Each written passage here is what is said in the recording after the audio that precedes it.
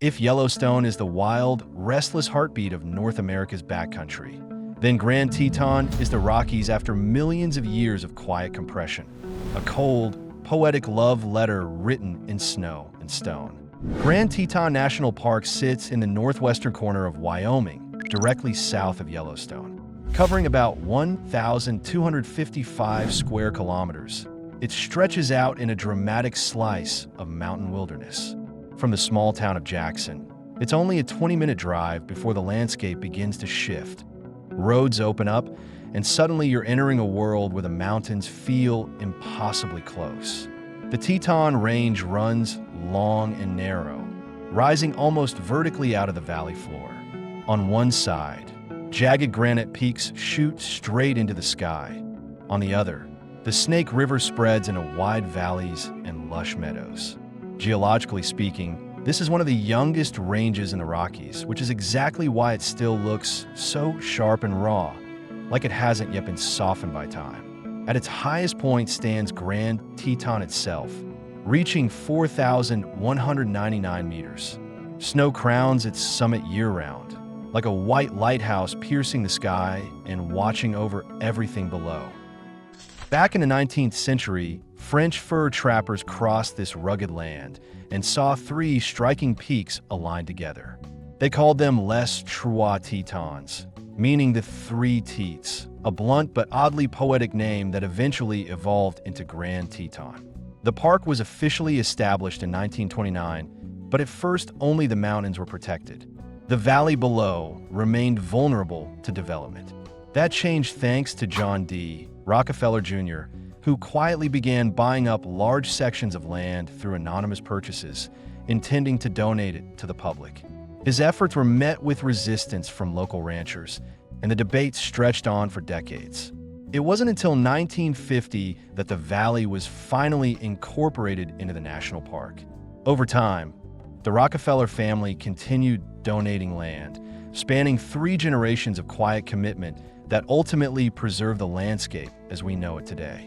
What makes Grand Teton unforgettable is its restraint. There are no dramatic geothermal eruptions, no heavy commercial noise, just snow-capped peaks, glacial lakes that look like glass, winding rivers, endless grasslands, and dense pine forests. Every season feels cinematic. Every direction looks like a frame waiting to be captured. One of the first must-see spots is Jenny Lake, perhaps the most gentle eye of the park. Fed by glacier melt, its water is so clear you can see rocks and fallen wood beneath the surface.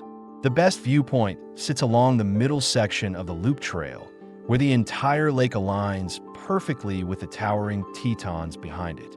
On calm days, the water becomes a mirror, snow, sky, and mountain reflected so cleanly it feels unreal. Jackson Lake, the largest body of water in the park, is often called its blue jewel. Formed by a natural dam along the Snake River, it stretches wide like a polished sheet of silver. You can boat here, fish, or simply sit along the shore and watch Mount Moran shift color, from soft morning blues to glowing sunset gold.